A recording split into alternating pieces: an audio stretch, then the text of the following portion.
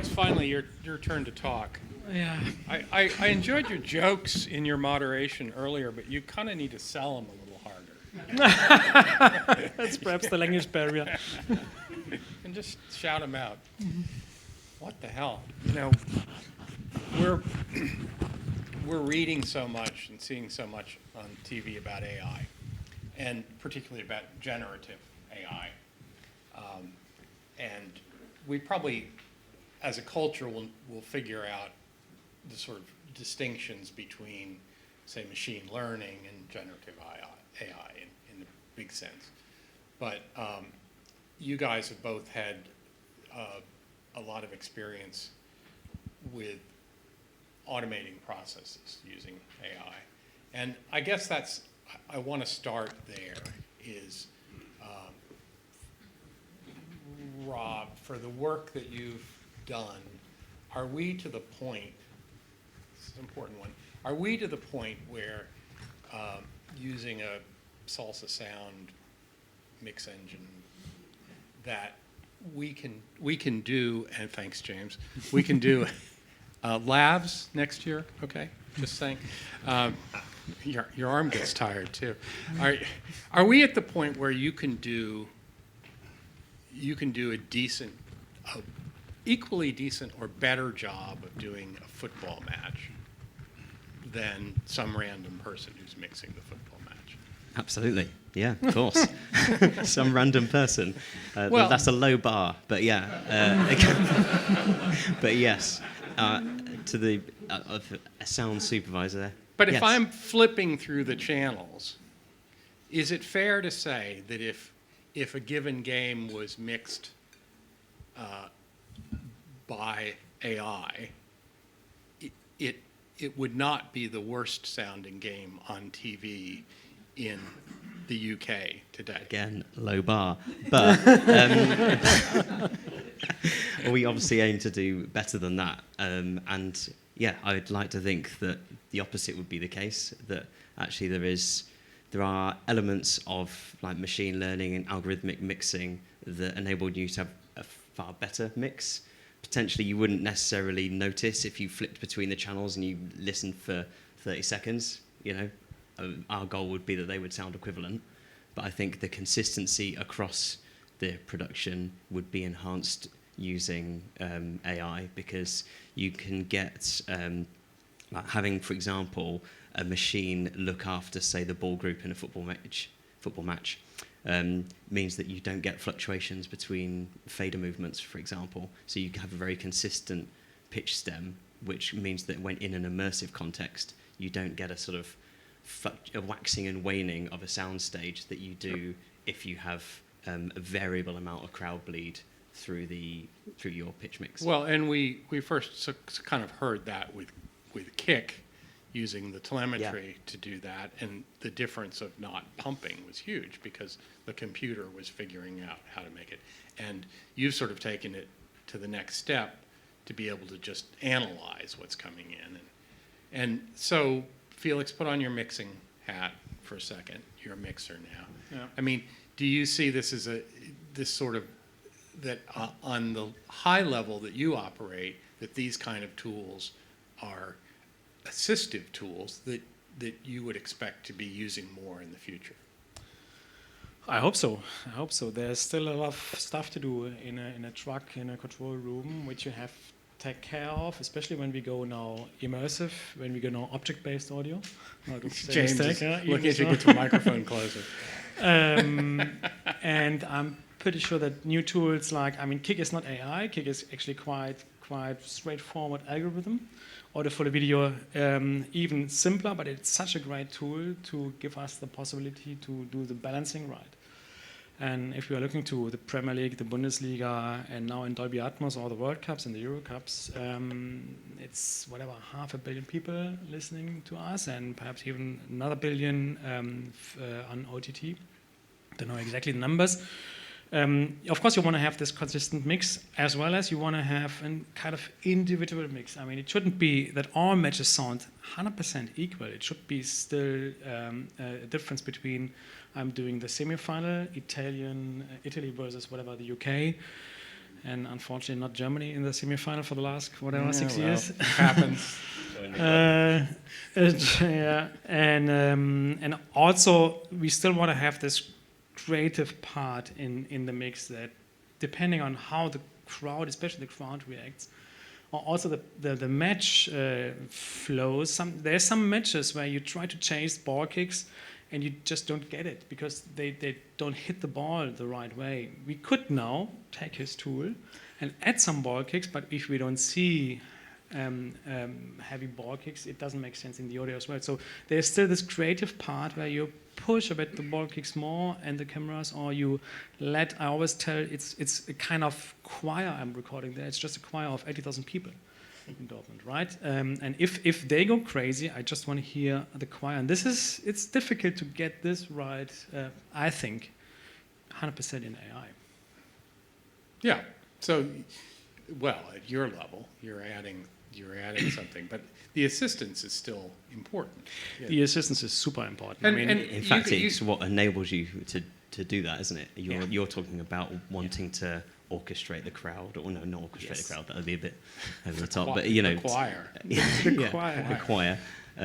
So being You're able, going to a different football game than I'm going to. being able to sit back and rely on some assistive tools means that you've got more scope to do that. Well, and you talked about this a second ago, Felix. What about sweetening? You guys, during the World Cup, you played around with sweetening and using AI to sweeten the kick and taking some of the telemetry from the ball to do that.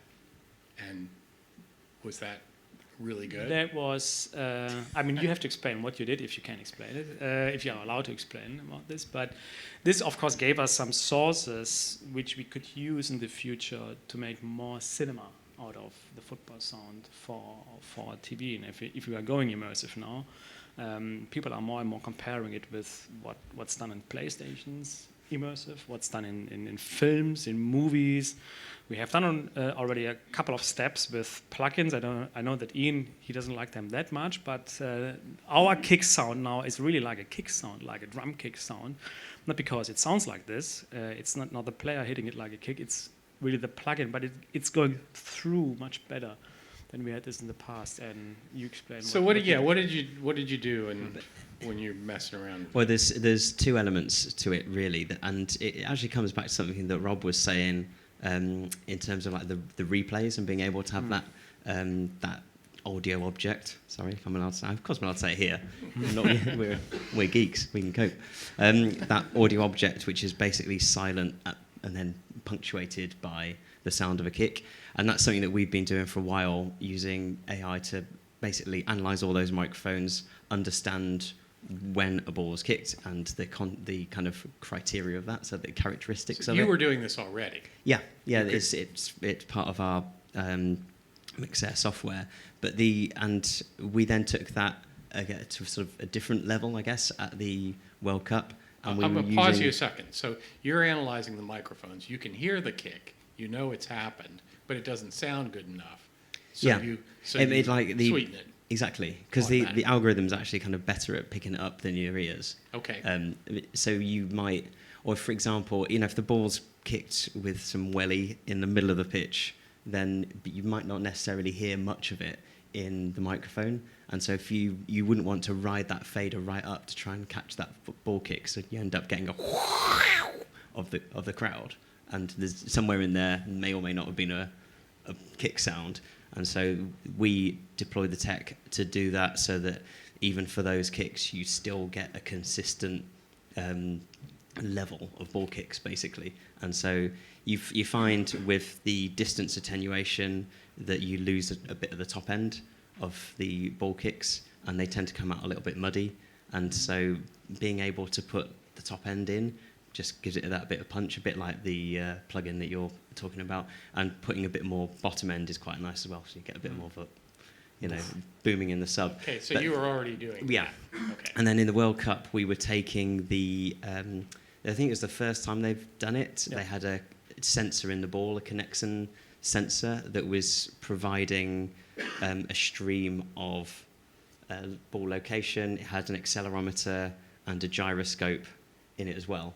So it was really cool. As And one does. as one, of course, as anyone kicking around in a park would have such a ball for post-analysis. But they were taking this stream and they provided it to us very kindly.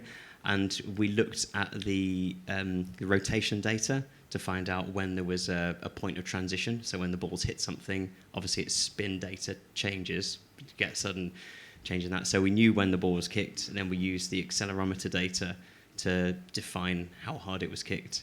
And then we ported that, and with our sample bank, we then picked the most appropriate sample that matched that, and then we sent it over to Felix. Oh, you still as select like which sample to play. Yeah. And that's we scaled it based on the accelerometer and picked it out from our we categorized our kicks as you do, of course. Not just any. Not just any random kick, Right. Roger. No. Curated. Curated. So real-time post-production sort of vibe going on. And so we streamed a track that was basically silence punctuated by kicks, which sitting in the immersive mix was pretty special, I would say. Yeah. Felix, Absolutely sound okay?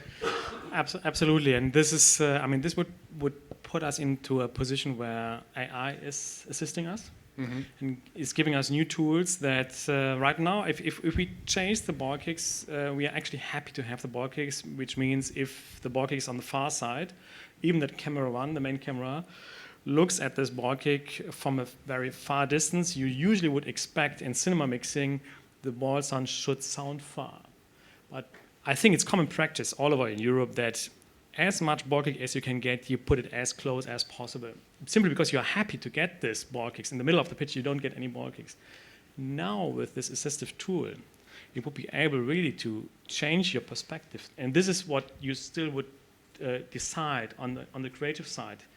The AI, the telemetry, perhaps in combination with kick, with, of course, anyway, audio for the video, it would give us the tools to change the perspectives also on the audio side. Right now, it's a quite static, actually, picture we create in the audio side. I mean, I still tend to go deeper into the ball kicks when the crowd is going lazy, then it's more mono sound. When they go crazy, I release a little bit the ball kicks. It's also kind of subjective decision, but now we even could change the perspective when camera one is doing a wide shot. It's quite far away. We even could combine this with panning actually.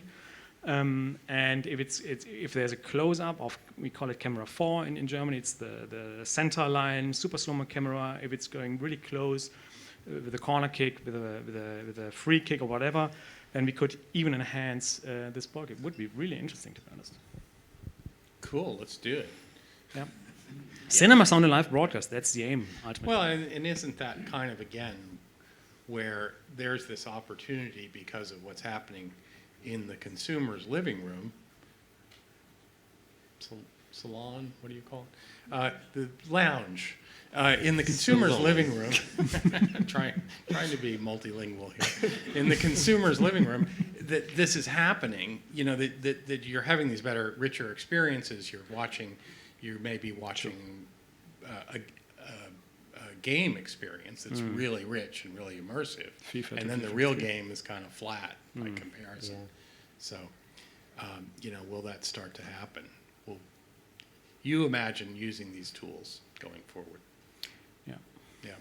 So, what about Rob? What about other, kind of applications again of this sort of AI processes? Jonas talked earlier about leakage in the commentator's microphone. And is there any particular reason we couldn't, or could we train AI to do source separation in real time? Yeah, 100%. I think that is, the commentary is just an absolute gold mine for AI, I think. There's so much stuff in the commentary, and it's such an untapped resource in terms of kind of speech to text for a start. Loads of stuff you can do with that. But to your point on the speech cleanup, yes, of course, because as somebody's talking, the AI can learn that person's voice, and that can be almost real time. And so if you're learning some, noise cancellation or noise reduction historically has been about find a characteristic of the noise and then remove it. And so there's a latency piece associated with that, and then also there's a kind of dynamically fluctuating noise profile, which causes quite a lot of problems. And you've probably heard a lot of that kind of like. That's quite a good impression. Sort of like, well done, thank you. Yeah, I'm here all week. High point. So obviously you get that, but if you are to approach it the other way around, and instead of trying to remove the sound, you actually try to look for the speech, learn the characteristics of that specific person speaking, then it allows you to lift that out, and that can obviously get better the more they speak. So over the course of like tend to speak for the whole. There's a lot of speech. Yeah. The whole 20 minutes, time. I'd buy that. Yeah. Go work on that. So it's something that Right now. we started with a student recently, a master's student out of Salford Uni. So watch this space. Something may or may not materialise.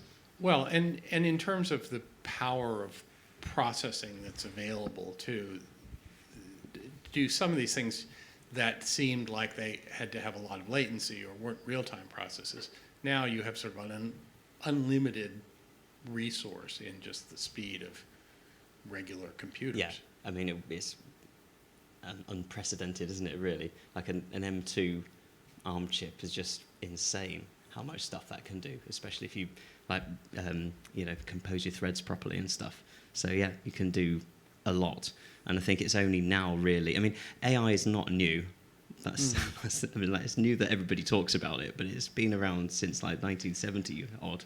It's just that nobody could really do it practically in the kind of context that we were talking about. I mean, we've all really used to AI in terms of kind of when you put on Netflix and it tells you what things you're going to like. That's been around for ages. Yeah. It's just that now, I think actually it's probably the generative AI which has made everyone go, oh my days, where's this come from?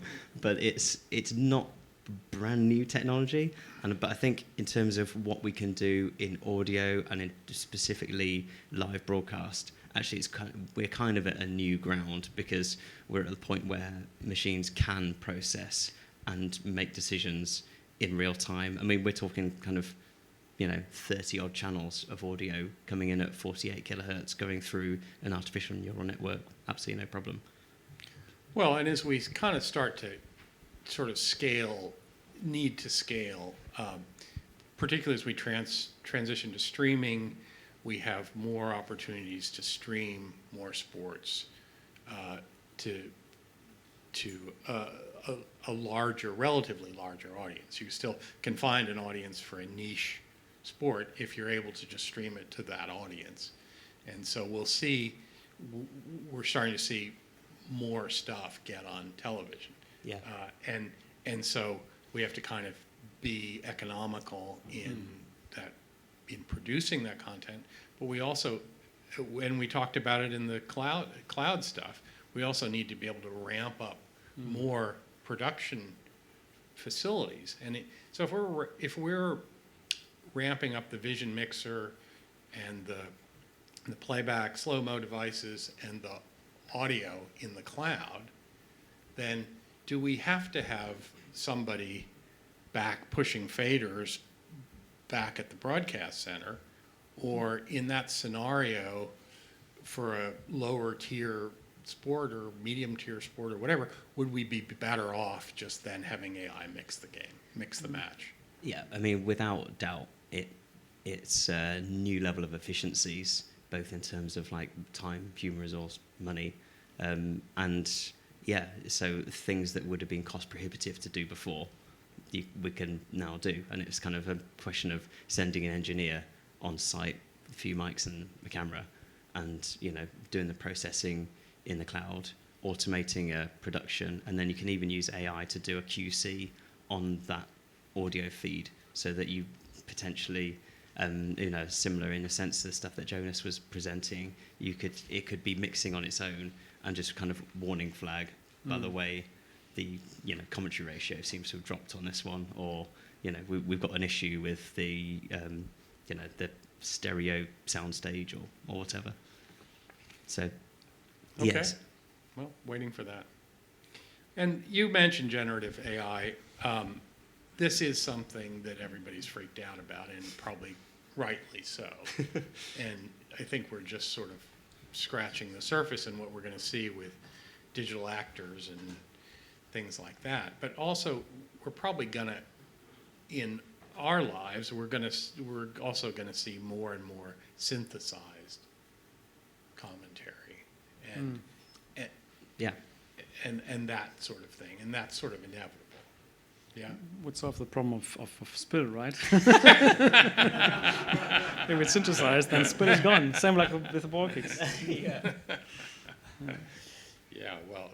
But I mean, again, then you're unlocking the ability to do niche sports, provide commentaries in, potentially unlimited languages for anybody. So it's a huge opportunity.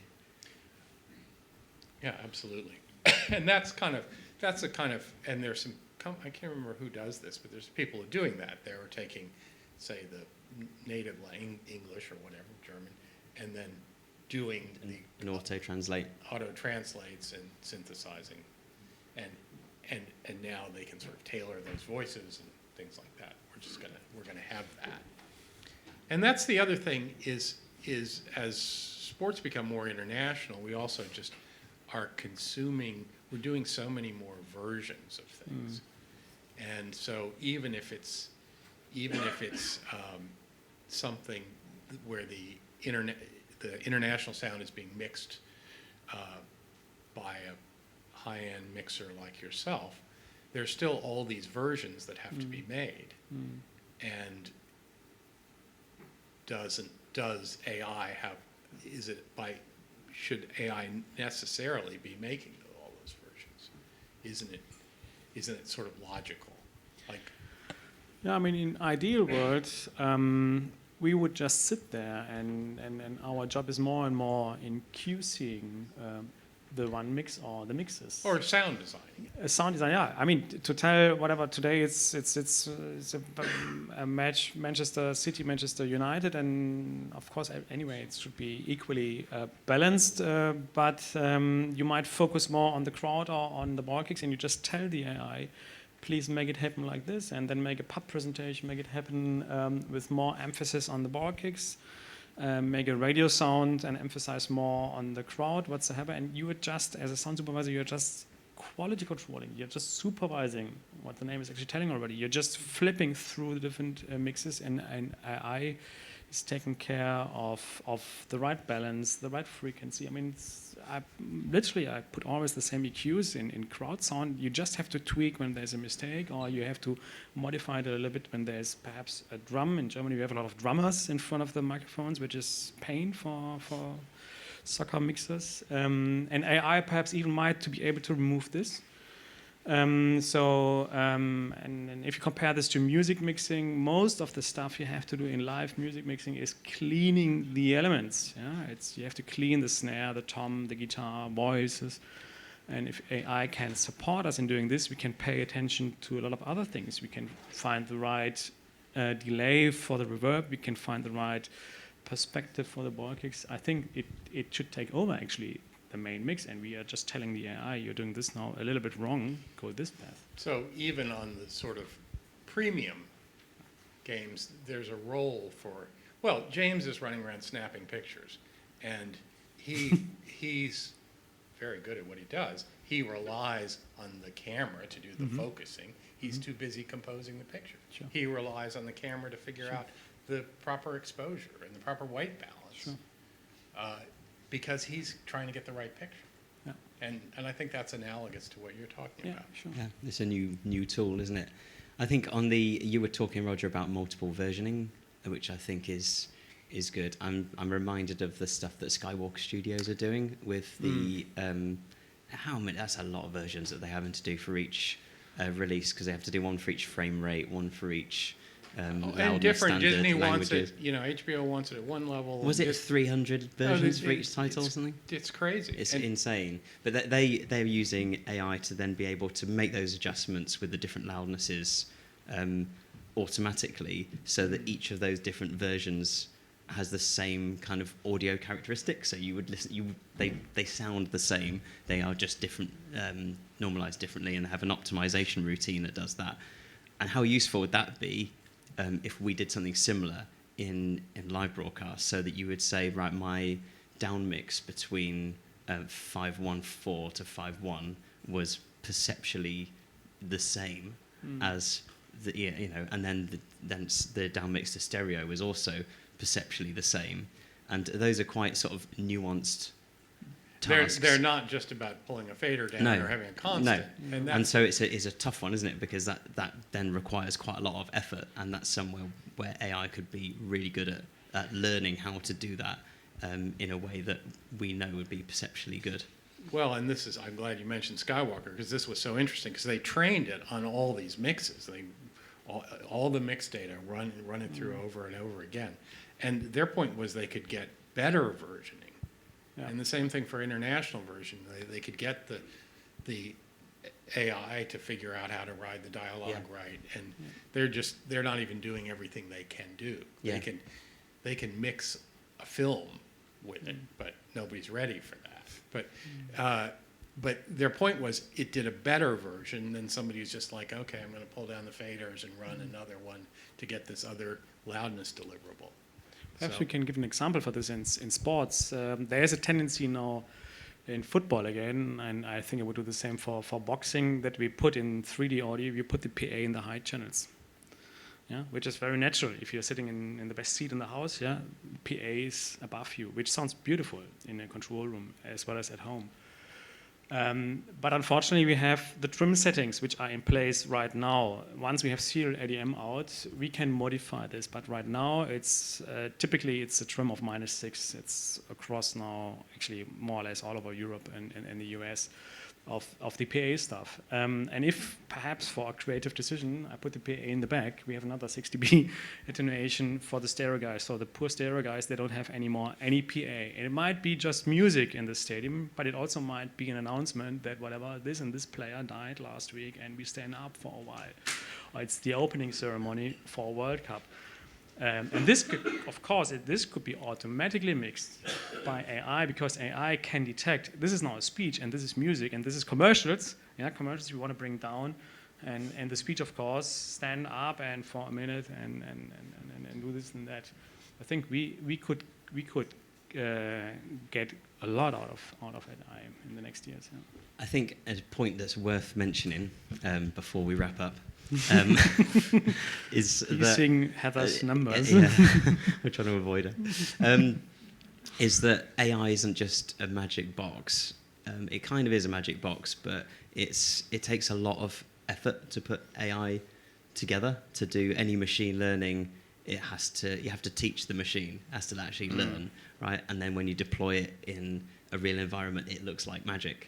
And ChatGPT looks like magic, but the key is it's all the training data, and so when we say deploy our ice hockey AI mix, it's not just click our fingers, it makes it happen. It's been trained on hours and hours and hours and hours and hours of data. Human mixed. Yeah, and so to the stuff that you're saying, Felix, like, wouldn't it be cool if we could kind of utilize the collective brain of all the best audio engineers, like give a machine like an Ember Plus feed from a console or something, and just be like, this is how these mixes faders were what you're talking handled. about, jumping to a different shot is just a classic example. We can take the Ember Plus data and say, okay, we're going to this close-up camera, and now we're going to have a close-up sound that I have sound designed.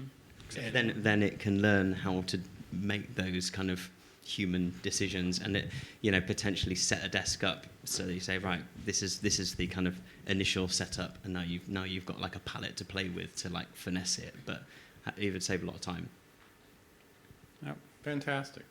Heather, questions? Any questions? Oh. Hang on a sec. Hold on. It's TV here. It's sort of a combination of this panel and the one that went before it, but is anybody doing anything to teach AI how to troubleshoot network problems so that because I mean that's hugely empirical, whereas this is all quite subjective. Oh, you. That's actually a very good question. Oh, you should see. Yeah, and all those network guys, they're typing into ChatGPT, their problems. Software guys too. Software guys have ChatGPT writing code for them. But yeah, but it's a great example, isn't it? Because there is, I think we talked about kind of historically logging network data, and AI is basically all about data. So if you have data and you want to understand kind of nuanced patterns, then AI is your friend. And so for things like troubleshooting networks, I mean, I'm not a network guy, but there's a lot of data there, and there's a lot of scope to be able to find those patterns, and so that you could even like preempt problems or help fix problems or localize problems. one more. There's one question for Rob first, and maybe another one after for the three of you, because I don't want to grill Rob too much. Is it on your agenda in audio mixing technology to also try to detect offensive chants during a football game, for example, and increase the kickball and reduce the crowd chanting? Yeah, that's a good one. We have looked into that before, and we ended up with having a kind of a manual override, really, and then we used our ball kicks as kind of, so you basically pulling out, accentuating the pitch sound so you could reduce the kind of the real microphone feeds. We're doing a lot of work at the moment on crowd semantics, which gets us some of the way there. So understanding when a crowd is clapping, when it's booing, when it's chanting, and AI is great at recognizing those patterns within a crowd sound. Whether or not you would be able to, at the moment, we can't detect the difference between someone saying, we hate Man United and we love Man United. And this is the clean version, the censored version. I was thinking worse than that. Yeah, exactly. If I'm interpreting your question correctly. So it's difficult to do a speech to text on a crowd at the moment. But we could certainly, the AI can detect hostility, so it would know when the crowd is being like particularly hostile, and so then it could automatically write that crowd down. But you won't necessarily know that there was expletives present. So the question to the three of you, and you decide who would answer, but could you imagine then a home game where you enhance the kickball when this happens, and an away game where you do the opposite? You want your team away you want the production to hear the offensive chants and change the way the production is being broadcasted and the content, and thinking you would spoil on your home game, you would spoil the people from knowing it happened. It's kind of a automatic censorship in a way. Yeah, absolutely. I mean, the more, this is again about products.